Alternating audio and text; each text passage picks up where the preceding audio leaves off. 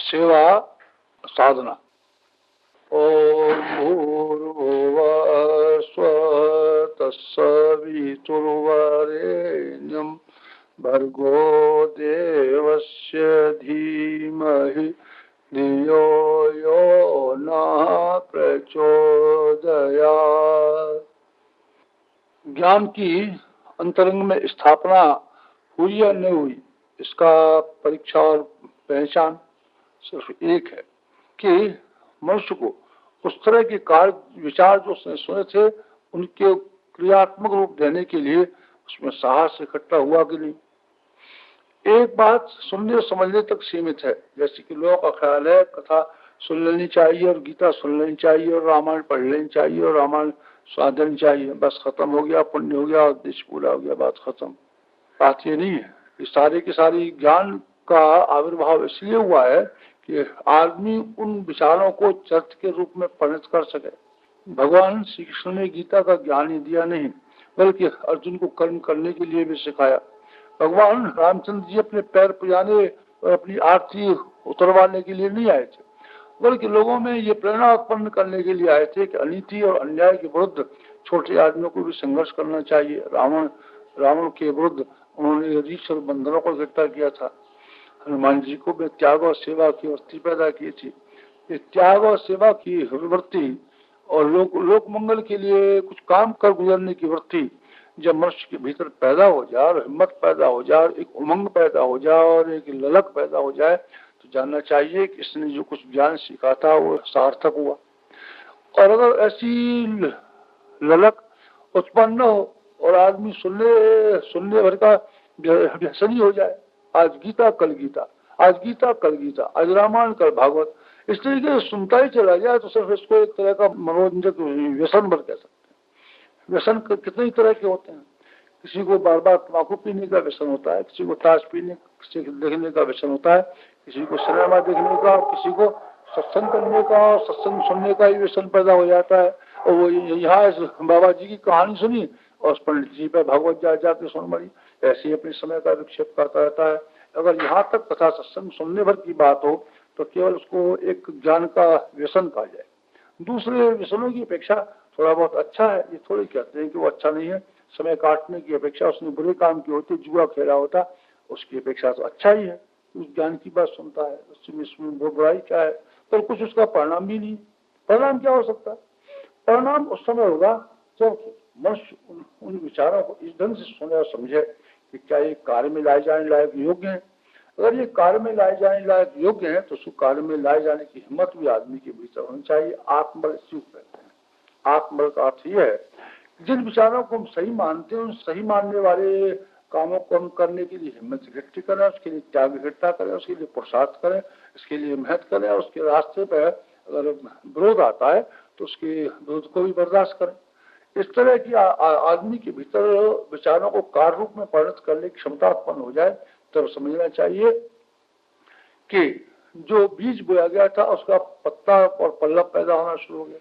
बीज बोया जाए उसका पत्ता पैदा ही न हो, अंकुर पैदा ही न हो, वृक्ष पैदा ही न हो, तो बीज बोने न बोने से क्या क्या फर्क पड़ा। कथा हमने सुनी, ज्ञान हमने सुना, पुस्तक हमने पढ़ी, लेकिन हमारे मन में वैसा काम करने की उमंग ही नहीं उत्पन्न हुई। तो ये मानना चाहिए कि हमने सिर्फ बीज बोया और बीज बोने के बाद वो पैदा नहीं हुआ, उगा नहीं, फला नहीं और फूला नहीं। फला फूला नहीं तो बोने का लाभ क्या रह गया। हमको जो अच्छे विचार और श्रेष्ठ विचार और जीवन को ऊंचा उठाने वाले विचार लोगों में विस्तृत करनी चाहिए और फैलानी चाहिए। जैसे कि अभी अभी कहा गया ज्ञान के माध्यम से जनसाधारण को विचार करने की आवश्यकता पर बल देना चाहिए और ये उसको सिखाया जाना चाहिए कि जीवन श्रेष्ठ तरीके से कैसे जिया जा सकता है और समाज को सुव्यवस्थित कैसे बनाया जा सकता है। समाज अर्थात भगवान की पूजा कैसे की जा सकती है, इसका एक समग्र शिक्षण करने के लिए ज्ञान के प्रारंभ किया गया था। लेकिन ज्ञान के सिर्फ बीज बोने के बराबर है और वो बीज पैदा हुआ कि नहीं, हुआ कि नहीं, इसकी परीक्षा ये है। और हमारा परिश्रम सफल हुआ कि नहीं, इसकी परीक्षा ये है कि आदमी को उन विचारों को कार्यान्वित करने के लिए सामर्थ्य पैदा हुई कि नहीं। सामर्थ्य पैदा होने का अर्थ ही उस ज्ञान की सफलता है। ज्ञान का दूसरा चरण रचनात्मक कार्यक्रमों के रूप में और सेवा साधना के रूप में प्रस्तुत किया गया है। जिन लोगों ने उन विचारों पर निष्ठा उत्पन्न कर ली है और ये ख्याल कर लिया है कि ये ठीक है और 24 घंटे हमारे लिए नहीं है और हमारी जिंदगी अपना पेट पालने के लिए नहीं है और बच्चों के हम गुलाम नहीं है और समाज के लिए भी हमारा कुछ फर्ज हो जाता है, तो उनको समय इससे आगे निकालना चाहिए। ज्ञान के लिए 1 घंटा लगाने के लिए बात कही थी कि वो प्राथमिक बात थी और मनुष्य को ज्यादा वक्त लगाना चाहिए। 8 घंटा आदमी कमाने के लिए खर्च करे, ठीक है, मुनासिब है, पेट पालने के लिए, बच्चों को पालने करने के लिए 8 घंटा अगर आदमी ठीक तरीके से करे। विदेशों में 8 घंटे दुकानें खुलती हैं, 8 घंटे से ज्यादा कोई काम नहीं करता, बाजार बिल्कुल 8 घंटे से 1 मिनट ज्यादा नहीं खुलता और किसी मजदूर को, दूसरे आदमी को 8 घंटे से ज्यादा काम करने की इजाजत नहीं है, क्योंकि अगर आदमी ज्यादा काम करेगा तो उसके दिमागी और शारीरिक स्थिति सब खराब हो जाएगी और आदमी किसी काम का नहीं बच जाएगा। 8 घंटे आदमी जीविका कमाने के लिए रोटी कमाए, बिल्कुल ठीक, बिल्कुल सही, और 8 घंटे में इतना काम हो सकता है अगर आदमी मुस्तैदी से काम करे कि मैं क्या कह सकता हूँ, हिंदुस्तान का किसान, हिंदुस्तान का मजदूर जितना काम 8 घंटे में करता है, अमेरिकन मजदूर से 5 गुना ज्यादा काम करता है। ये सब कमीशन की रिपोर्ट है। मुस्तैदी से करता है, दिलचस्पी से करता है, मेहनत से करता है। 8 घंटे काम करे तो खिच करके 12 घंटे और 16 घंटे काम करने की अपेक्षा ज्यादा काम हो सकता है। 8 घंटे मुस्तैदी के साथ में रोटी कमाने के लिए काम करें, सही। और 8 घंटे हम सोने और स्नान वगैरह करने के लिए काम में, नित्यक्रम में खर्च करें। 6 घंटे 7 घंटे सोना काफी होना चाहिए और 1 घंटे में नहाया धोया जा सकता है, टट्टी वगैरह जाया जा सकता है। 8 घंटे हुए, 8 घंटे शरीर के लिए हो गए, 8 घंटा शरीर के लिए हो गए और 8 घंटा सोने के लिए और शरीर के लिए हो गए। अब इसके बाद में लगभग 8 घंटे बच जाते हैं आदमी के पास, जो काम करते हुए भी, रोटी कमाते हुए भी, गुजारा करते हुए भी आदमी लोक मंगल के लिए, समाज के लिए बहुत काम कर सकता है। और 8 घंटे इतने महत्वपूर्ण हो सकते हैं, किसी को नौकरी छोड़ने की भी जरूरत नहीं है और बाबा जी होने की भी जरूरत नहीं है और कुछ भी करने की जरूरत नहीं है। अपनी रोटी कमाता हुआ इतना आदमी काम कर सकता है कि जो पूरे एक आदमी के लेबर के बराबर होता है। 8 घंटे बाकी रह गए ना, 8 घंटे देखिए सोने के, रुकने के लिए और खाने के लिए, और 8 घंटा मजदूरी करने के लिए, 16 घंटे, 8 घंटे बचते हैं। चलिए 8 घंटे में से और निकाल डालिए, 4 घंटे मोटर गश्ती के लिए मान लीजिए, इधर खड़े हो, यहाँ खड़े हो गए, ताश खेल लिया, उधर चले गए, का सामान खरीदा, 4 घंटे और भी निकाल दीजिए। चलिए मैं तो ये कहता हूँ, अब 4 घंटे तो आदमी निकाल सकता है। 4 घंटे के पास कौन ऐसा है जो नहीं निकाल सकता? समय को उपयोग कहाँ सीखा लोगों ने, समय की कीमत कहाँ सीखी लोगों ने? यहाँ बैठ के कर दिया, यहाँ चल दिए, यहाँ बैठे, यहाँ पढ़े। आदमी की आधी जिंदगी तो 3/4 जिंदगी तो ऐसे ही पूरे कबाड़ी की तरीके से खर्च हो जाती है। आदमी अगर समय का उपयोग करना सीखें और आलस्य विहीन जीवन सीखे और 1-1 मिनट का ठीक तरीके से इस्तेमाल सीखें, तो हम लोग जितना काम करते हैं उससे 100 गुना ज्यादा काम कर सकते हैं। मैंने अपनी जिंदगी में कितना साहित्य लिखा, संगठन किया, क्या नहीं किया। लोग इसको जादू कहते हैं और चमत्कार और देवता की सिद्धि कहते हैं, और क्या मैं ये कहता हूँ, ये देवता की कोई सिद्धि नहीं है, ये केवल इस बात की सिद्धि है कि समय पर आदमी किस तरीके से खींच डाल सकता है और 1-1 मिनट के ऊपर हावी कैसे रह सकता है और 1-1 मिनट को जो काम किया जाए उसको पूरे मनोयोग और दिलचस्पी के साथ करने के कारण वो थोड़े समय में कितना बेहतरीन किस्म का हो सकता है। बस यही चमत्कार है, ये मोटे सिद्धांत है। इन मोटे सिद्धांतों को कार्यान्वित कर लीजिए, आप भी ऐसी चमत्कारी बन सकते हैं ऐसे में। और जैसे मैंने विद्या प्राप्त कर ली और साहित्य इकट्ठा कर लिया, आप भी ऐसे बन सकते हैं, कोई भी बन सकता है। ये किसी के लिए न बंधन है, किसी के रोग।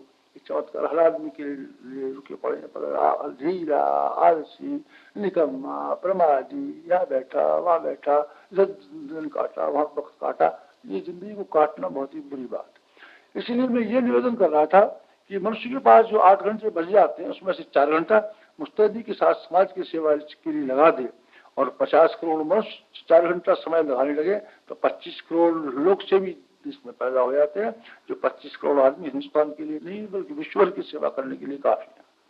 4 घंटे का वक्त किस तरीके से सेवा कार्य में खर्च किया जाए, इसका एक छोटा सा उदाहरण अपनी सत्सूत्र योजना में। कोई न कोई आदमी ये कसम खा ले कि मुझे समाज की सेवा करनी है, अपनी जीवात्मा को शुद्ध और पवित्र बनाने के लिए। ईश्वर की पूजा और क्या हो सकती है? समाज की सेवा के अलावा मैं पूछता हूँ, ईश्वर की सेवा क्या हो सकती है? कोई सेवा नहीं। और ईश्वर का भजन क्या हो सकता है? आत्मचिंतन, आत्मशोधन और आत्मनिर्माण और आत्मविकास के लिए आदमी एकांत में बैठता है, समझ में आ गया। लेकिन ईश्वर की खुशामद और ईश्वर के ऊपर बहुत सारे आवरण लाद देना, क्या मतलब है इससे? ईश्वर व्यक्ति नहीं है, ईश्वर एक वृत्ति और भावना है। और वृत्ति और भावना के परिपोषण करने के लिए आदमी को विश्व मानव की सेवा ही करनी पड़ेगी और कोई तरीका उसका नहीं है। विश्व मानव की सेवा करने के लिए आदमी को कोई कार्यक्रम नियत करना चाहिए और ये देखना चाहिए कि हम अपने समय का कितना खर्च कर सकते हैं। पैसा आदमी के पास समय कोई हर्ज की बात नहीं है। आदमी के पास समय इतना कीमती है और भावना इतनी कीमती है कि उस समय और भावना का ही अगर आदमी ठीक तरीके से इस्तेमाल कर सके तो समाज के लिए इतना अनुदान दिया जा सकता है कि जो करोड़ों रुपए कीमत से ज्यादा है। अगर हम लोग चाहें और हम पढ़े लिखे लोग चाहें तो अब अपने उस बचे हुए सेवा वाले समय में से क्या हम 2 घंटे रात्रि पाठशाला नहीं चला सकते? हाँ, हम चला सकते हैं। 2 घंटे हमारे पास फुर्सत का नहीं, हाँ है हमारे पास, और हम चाहें तो उसको लगा सकते हैं। एक आदमी एक रात्रि पाठशाला चलाने का समय ले और जिस तरीके से हमारी योजनाओं के अंतर्गत केवल साक्षरता ही नहीं बल्कि साक्षरता के साथ विचार क्रांति और ज्ञान यज्ञ और सही ढंग से सोचने के तरीके सिखाने के लिए जो विद्यालय स्थापित किए गए हैं, उन विद्यालयों को अपनी गली में, मोहल्ले में, कस्बे में, गांव में इकट्ठा किया जा सकता है। और छोटी उम्र से लेकर बड़े बूढ़ों तक इस मानी में सब बच्चे हैं। आजकल हमारे देश में सब बच्चे लोग रहते हैं, एक भी जवान आदमी नहीं है। जवान आदमी होते तो मजा आ जाता, और सब बिना पढ़े लोग रहते हैं, एक भी पढ़ा आदमी नहीं। पढ़े आदमी रहे होते तो उनको अकल नहीं होती क्या? जिंदगी के बारे में कोई समझ नहीं होती क्या? जिंदगी के बारे में जरा भी समझ नहीं, इनको पढ़ा लिखा कौन कहेगा?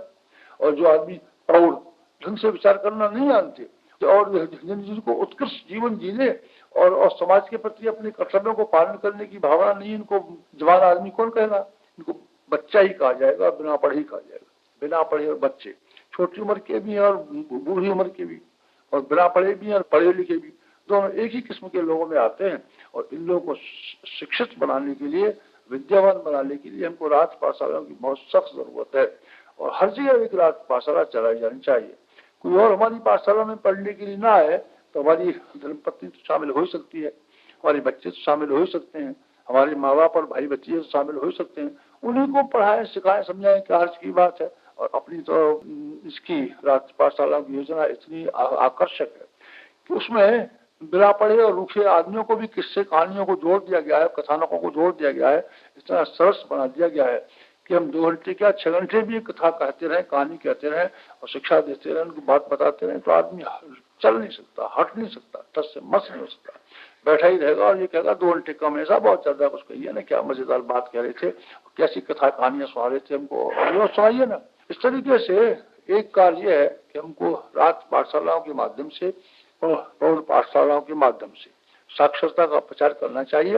और साक्षरता के साथ साथ मनुष्य के जीवन की समस्याओं का समाधान करने वाले विचारों को देने का प्रयत्न करना चाहिए। एक सेवा नंबर 1। सेवा नंबर 2, जैसे कि अभी ज्ञान यज्ञ के अंतर्गत कहा गया था, हमको एक देव मंदिर हर जगह स्थापित करने चाहिए। देव मंदिर वो नहीं है जिनमें के पत्थर की मूर्तियां रखी हुई हैं। देव मंदिर वो है जहाँ ज्ञान रखा हुआ है। ज्ञान जहाँ रखा हुआ है, मैं असली भगवान का मंदिर उसी को कहता हूँ। और ज्ञान मंदिरों में और मंदिरों में अगर मुझसे पूछा जाए तो मैं एक ही तरह के मंदिर को सम्मान कर सकता हूँ, और उसका नाम हो सकता है पुस्तकालय। और पुस्तकालय भी वो जहाँ के श्रेष्ठ किस्म की पुस्तकें रखी हुई हैं। दुनिया में संत और महात्मा का एसेंस निकाल करके, धर्म ग्रंथों का एसेंस निकाल करके, भगवान की विचारों का एसेंस निकाल करके एक ही जिस लेबोरेटरी में रखा गया है, उसका नाम पुस्तकालय।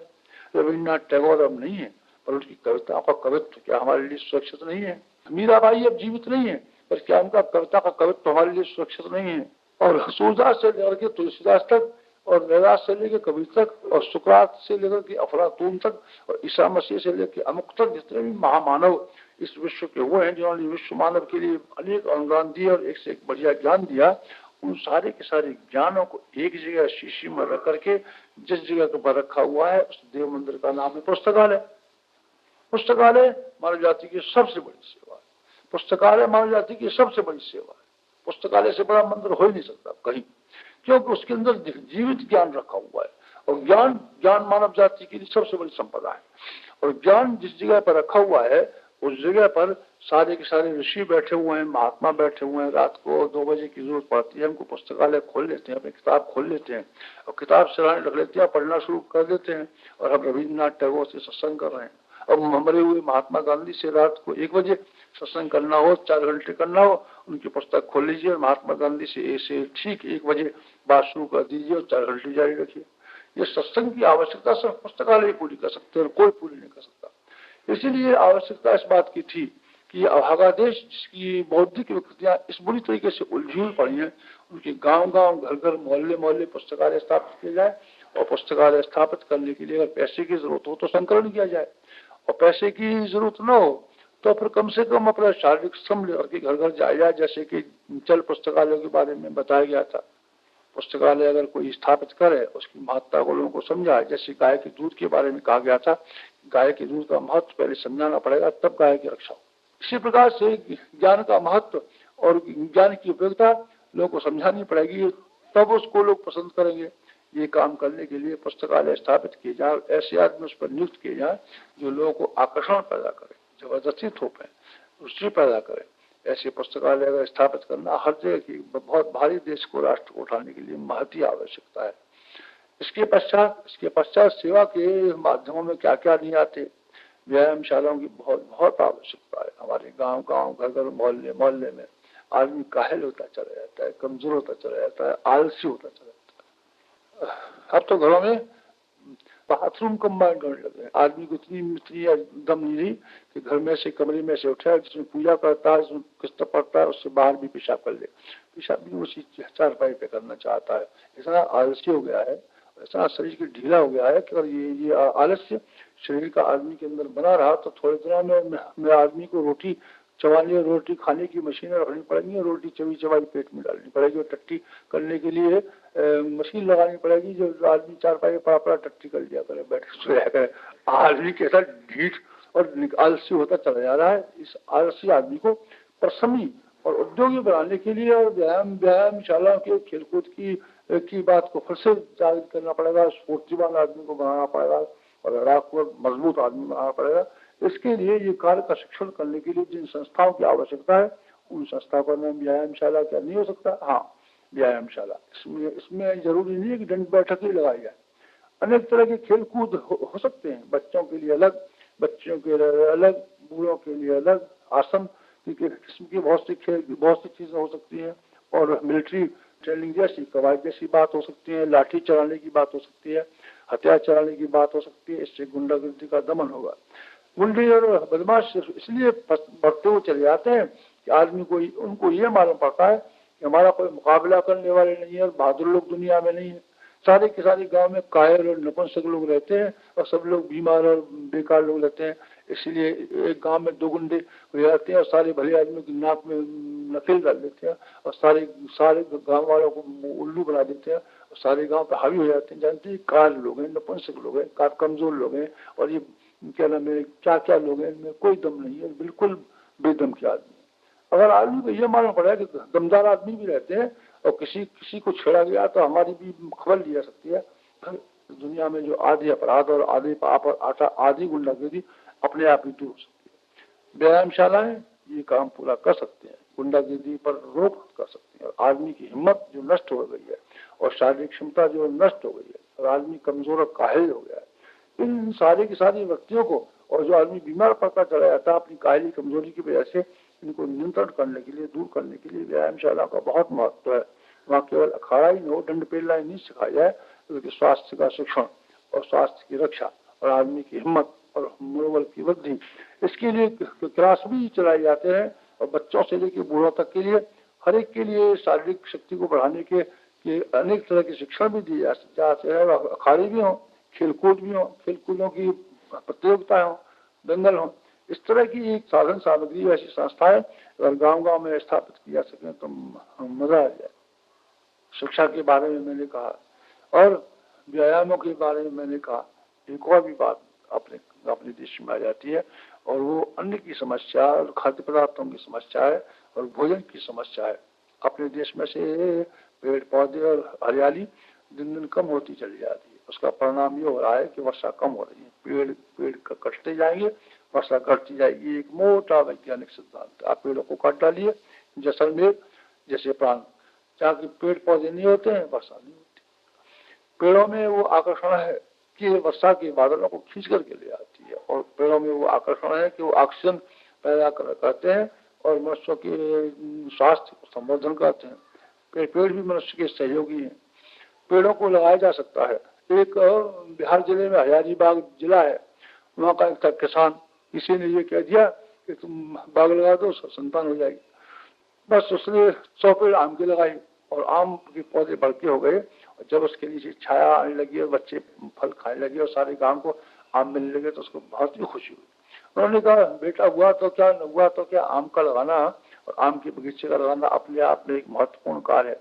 बस उसके दिमाग पर ऐसी इच्छा और ऐसी तरंग उत्पन्न हुई कि सारे जिले के लिए खड़ा हो गया और गांव गांव जाकर वो बिना पढ़ा किसान और गरीब किसान ये कहने लगा, मैंने आम का बगीचा लगाया, मुझे बहुत खुशी हुई, मेरे गांव के सब बच्चों को बड़ा आनंद आया और वहाँ खेलने को जगह मिल जाती है और उसकी ठंडक में सारे गांव के लोग जा बैठते हैं। आपको भी आम का बगीचा लगाना चाहिए। लोगों ने कोई उत्साह नहीं दिखाया तो स्वयं लगाने लगा, स्वयं पानी लगाने लगा। गांव के लोग फिर उत्साहित हो गए। उसने किया, जब थोड़ा संभालने लगे तो वहां से चल के दूसरे गांव लगाया गया। 1000 आम के बाग लगाए उसने बिहार के जिले में, उसका नाम हजारीबाग हो गया। हजारीबाग जिला इस बात का सबूत, इस बात की परंपरा लिए बैठा है। किसी जमाने में एक ही किसान ने अपनी जिंदगी में जगह जगह प्रोत्साहन दे करके, सहयोग दे करके, लोगों के साथ मिलजुल करके और लोगों को एक आंदोलन के रूप में प्रोत्साहित करके उस बिहार के उस जिले में 1000 आम के बाग लगवाए थे और सारे के सारे जिले को हरा भरा कर दिया था और फल फूलों से स्वस्थ जीवन जीने के लिए कर दिया था, हरा भरा कर दिया था। आदमी के मन में सेवा की बुद्धि और सेवा की वृत्ति आए तो बिना पढ़ा किसान तक ये काम कर सकता है कि जहाँ जंगल पड़े हुए हैं, जहाँ खाली जगह पड़ी हुई है, जहाँ वीरान जगह पड़ी हुई है, वहाँ फल लगवाए। और फलों की भी गुंजाइश न हो, पेड़ों की गुंजाइश न हो तो हम अपने मकान में और अपने आंगन में साग वाटिका लगा सकते हैं और अपने देश की खाद्य समस्या को हल करने में बड़ा योगदान दे सकते हैं। मिट्टी की नादें, फूटे हुए घड़े, गमले, लकड़ी की पेटियां कहीं भी रखी जा सकती है, पक्के मकानों में भी, जहाँ खेती बाड़ी के लिए कोई गुंजाइश नहीं है। लखनऊ में एक हमारे मित्र हैं, उन्होंने अपनी पक्के मकान की छत के ऊपर 20 लकड़ी की पेटियां रख ली और उसमें मिट्टी और गोबर मिला के भर दिया और उसमें साग भाजी बोई तो 6 महीने के लिए पूरी साग भाजी 19 से 20 पेटियों में से पैदा करते रहे। कहते थे हमारे कुटुंब में 3-4 रुपए का रोज साग आता था और हम 3-4 रुपए की बचत कर लेते हैं। 3-4 रुपए की बचत के मतलब 100 रुपया महीना होता है और 100 रुपये महीना अगर उनको 7-8 महीने उनके साग भाजी देती रही तो 700-800 रुपये कमा लिया और साग की और अन्न की जो देश की कमी है उसकी बचत कर ली और पौष्टिक आहार प्राप्त कर लिया। ये भी एक सेवा है। अपने गांव में बच्चों की तरीके से, पशु पक्षियों के तरीके से अगर फल और फूल लगे और साग लगे तो ये क्या बुरा है। जिनके घरों के आसपास देहात में रहते हैं, थोड़ी जमीन पड़ी होती है और देहातों में अक्सर थोड़ी बहुत जमीन खाली रहती है, उसमें साग लगा सकते हैं, लौकी लगा सकते हैं, प्याज लगा सकते हैं, गोभी लगा सकते हैं, यानी क्या लगा सकते हैं, अपने घर की साग भाजी की समस्या हल कर सकते हैं और न केवल बचत कर सकते हैं बल्कि अपने शरीर के लिए अच्छा खाद्य और आवश्यक खाद्य भी मुहैया कर सकते हैं। साग लगाने वाली बात और फूल लगाने वाली बात, हंसते हुए मुस्कुराते हुए प्रकृति के बालक जो हमको उल्लास दे सकते हैं, हमको खुशबू दे सकते हैं और हमारी आंखों को बल दे सकते हैं। ये फूलों की भी आवश्यकता है। फूल को पैदा करने के लिए हम अपने आंगन में गमले लगाएं, पड़ोस में लगाएं, फूलों के बीज इकट्ठे करें, गांव में जाएं, लोगों से कहें फूलों का बीज आप पैसे देकर खरीद लीजिए, पैकेट हम बनाएं और फूल बोने की व्यवस्था बनाएं और साग भाजी के बीज इकट्ठे कर लें, बिना कीमत के दें अथवा कीमत से दें। लोगों से कहें आप बैंगन क्यों नहीं लगा लेते, घर में आपकी जगह है, हम आपको मदद करते हैं, आपको लगाना सिखाई जाती है और 2 आने का पैकेट है बैंगन का, ये आपके लिए 2 महीने के लिए काफी होगा, आप लगा लीजिए ना। 1 आदमी का टमाटर लीजिए, बीज ले लीजिए ना, लगाइए ना। इस तरीके से कुछ आदमी छोटे छोटे काम है सेवा के, अगर हम इन कामों को भी करना शुरू करें तब तो हमारे देश में कितनी फूल, कितने फल, कितनी हरियाली और कितनी छाया, कितनी लकड़ी पैदा हो सकती है। और मनुष्यों में अपने भाई और बहन जो फूल पौधों के तरीके से हैं उनको बढ़ाने के लिए बहुत काम किया जा सकता है। जैसा काम बताया, जैसे काम को क्या आदमी नहीं कर सकता, हाँ आदमी कर सकता है। कोऑपरेटिव स्टोर अब अगले समय की एक महत्वपूर्ण आवश्यकता सिद्ध होगी। व्यापारी अन्य वर्गों के तरीके से बेईमान और मुनाफाखोर होते हुए चला जाता है। वो अब समाज के हित के लिए व्यापार नहीं करता, बल्कि अपने हित के लिए काम करता है, और हर क्षेत्र में बुरी तरीके से बेईमानी पैदा होती चली जा रही है। खासतौर से खाद्य पदार्थों के संबंध में जीवन मरण का प्रश्न है। हम मसाले खरीदते हैं, लाल मिर्च खरीदते हैं, गेरू मिला हुआ, हल्दी खरीदते हैं, पीली मिट्टी मिली हुई, धनिया खरीदते हैं, गधे की लीज मिली हुई, जीरा खरीदते हैं, बुहारी की सीखों का वो जो छिलका होता है ये मिला हुआ। हर चीज दवा दारू से लेकर कोई चीज हमको ठीक मिल नहीं पाती, दूध हमको सही मिल नहीं पाता, घी हमको सही मिल नहीं पाता, तेल हमको सही मिल नहीं पाता, अच्छा चावल और अच्छा गेहूं हमको मिल नहीं पाता, खाद्य पदार्थ तक नहीं मिल पाते। अन्य चीजों की तो बात क्या कही जाए। और जो चीजें मिलती हैं वो घटिया किस्म की मिलती है। साबुन खरीद के लाइए, उसकी नकल ही पैदा हो गई। सनलाइट साबुन की नकल ले आइए आप, जैसा असली सनलाइट साबुन में मिलता है उससे 4 गुना नकली सनलाइट साबुन मिलता है। लाभ साबुन ले आइए, असली टिक्की आपको कहीं शायद मिले, नकली से भरा हुआ पड़ा है, नकली दवाएं। दुकानदार का इंटरेस्ट इस बात में रहता है कि जहां से नकली चीजें मिले, सस्ती चीजें मिले, वहां से ले लें और ग्राहक को भेज दें ताकि वो मालदार जल्दी हो जाए, रुपये वाला जल्दी हो जाए, लोगों का नुकसान हो तो चाहे न हो। अब इस दुकानदार की बेईमानी की वृत्ति पर अंकुश ही करना पड़ेगा और इसका समाधान ही करना पड़ेगा और अपने खाद्य पदार्थों के लिए स्वावलंबी ही होना पड़ेगा। ये कार्य कोऑपरेटिव स्टोरों के द्वारा हर जगह किया जा सकता है।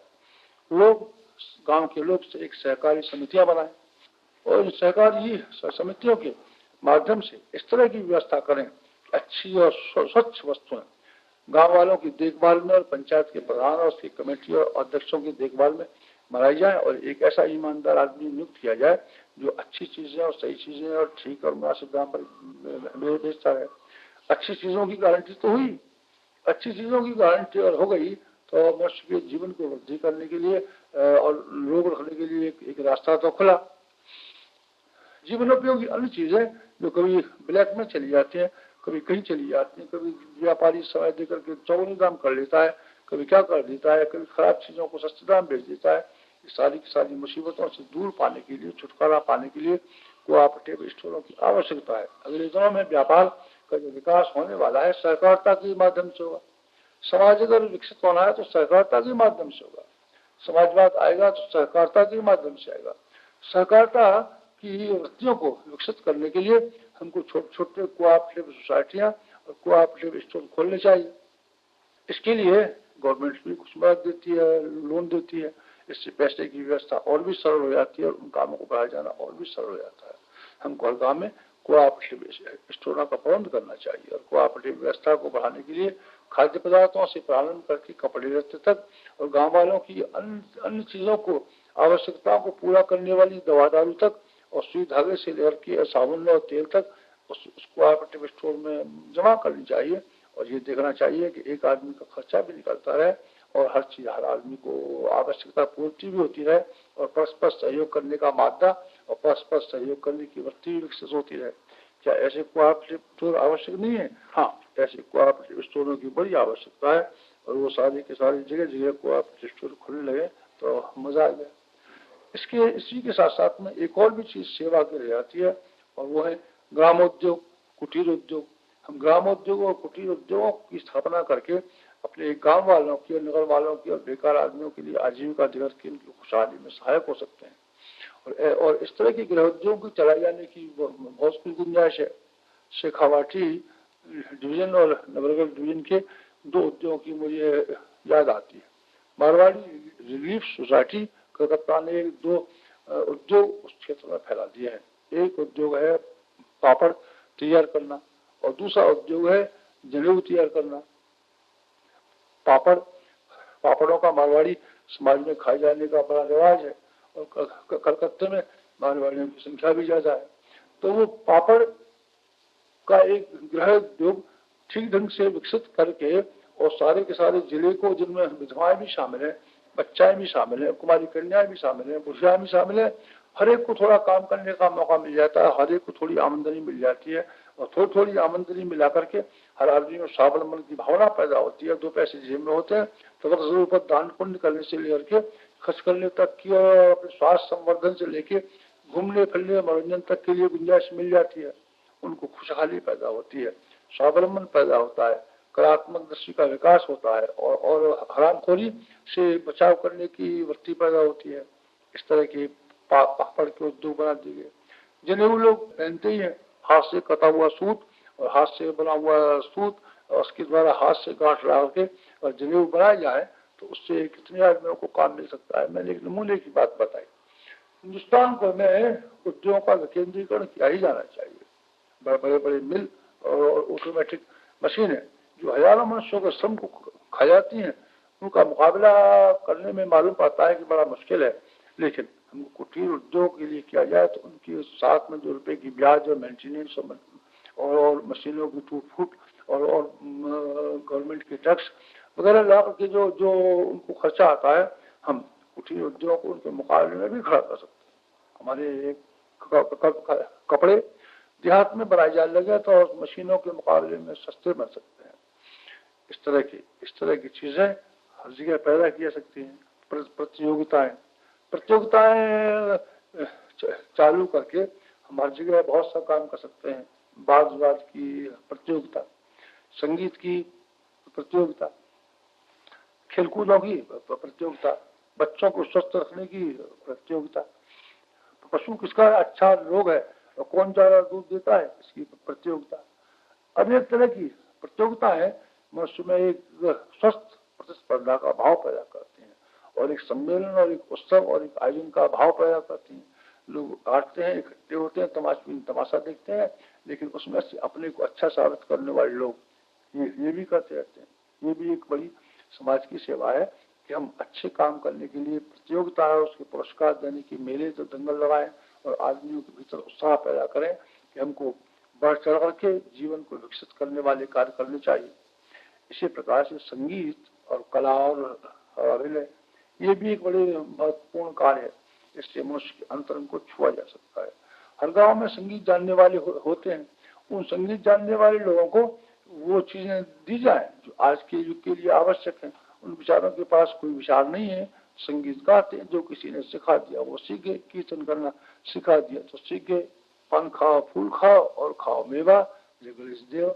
अरे तो पान फूल कहाँ से खाए बाबा, पान नहीं 10 पैसे का आता है, मेवा खाओ कहाँ से खाए, 30 से मेवा खाए, 16 रुपया किलो मिलती है किसमिस, मेवा खाओ गणेश जी। तो पैसे होंगे तो खा लेंगे, तो तू खिला जाए, नहीं खाओ अपने पैसे से खाओ, खाए बेकार की बात खराब करता है अपना दूसरों का। इस तरीके से बेसरकार की लोग गाना गाते रहते हैं गाने की हविष को पूरा करने के लिए, और वही राधा श्री कृष्ण के गीत गाते रहते हैं कामुकता भड़काने वाले। इनके स्थान पर गायकों को इस तरह के विचार दें जो मनुष्य के चरित्र को ऊंचा उठाते हों और लोक सेवा की वृत्ति उत्पन्न करते हो, तो मजा आ जाए। हमको गाँव गाँव जाना चाहिए और ऐसे संगीत को एक संघबद्ध करना चाहिए और एक ऐसी मंडलियां बनानी चाहिए और उनका ऐसा नियंत्रण किया जाना चाहिए कि उनको नए नए गाने और नई नई बात बने, संगीत का शौक पैदा किया जाए, नाट्य और अभिनय का शौक पैदा किया जाए। अब तो आदमी जो भागता है सिनेमा के लिए भागता है, सिनेमा के अलावा कोई मनोरंजन रहा ही नहीं। अगर हम चाहें तो ऐसे सांस्कृतिक कार्यक्रम जिसमें मनोरंजन का भी पुट दिया हुआ हो और शिक्षा का भी पुट दिया गया हो, छोटे स्तर पर एकांकी नाटक खेले जा सकते हैं, छोटी छोटी ड्रामा कमेटियां बन सकती हैं, लीला और अभिनय का दिया जा सकता है। इससे आदमी को अपनी कोमल भावनाओं का विकास करने का मौका भी मिलता है, मनोरंजन के लिए भी गुंजाइश आती है और लोक शिक्षण की व्यवस्था भी बन जाती है। ये सब आसानी से किया जा सकता है। गंदगी एक अभिशाप है हमारे समाज का, और अभिशाप ही नहीं है, राष्ट्रीय अपव्यय भी है। मल और मूत्र की समस्या इतनी बड़ी है कि हिंदुस्तान जैसे देश में मल और मूत्र का कोई उपयोग नहीं होता।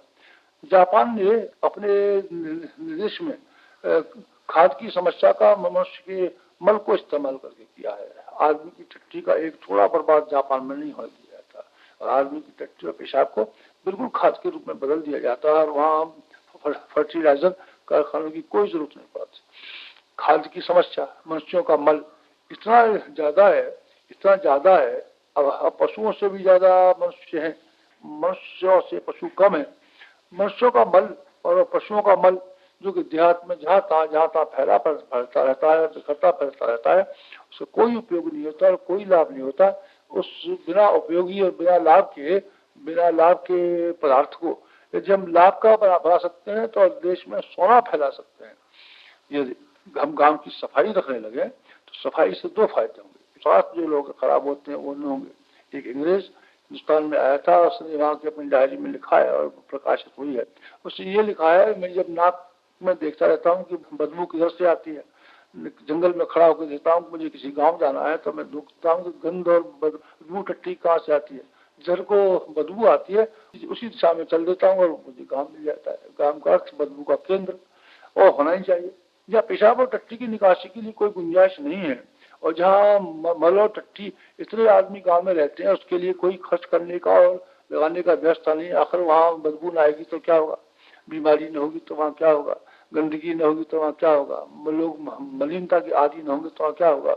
आज हमारा ग्रामीण जीवन ऐसा ही भ्रष्ट जीवन है, इसमें गंदगी रोम रोम में समा गई है। पशु भी वहीं रहते हैं, आदमी भी वहीं रहते हैं, बच्चे भी टट्टी वहीं करते रहते हैं, किवाड़े बंद कर लेते हैं और जाने सब गली फैलती रहती है। इस गंदगी के विरुद्ध हमको लोहा रहना चाहिए।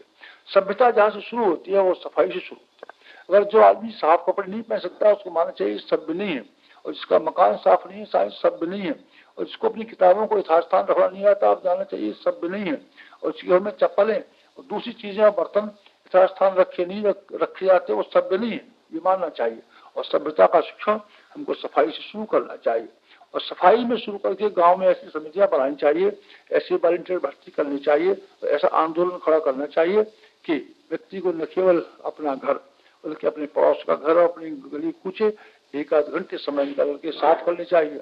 और जो गोबर, जानवरों का गोबर ऐसे ही फेंक दिया जाता है, धूप में डाल दिया जाता है, उसके कंडे बना के जला दिए जाते हैं और राष्ट्र के सोने और हीरे जैसी कीमती चीज को नष्ट कर दिया जाता है, उसके लिए समझाया जाना चाहिए।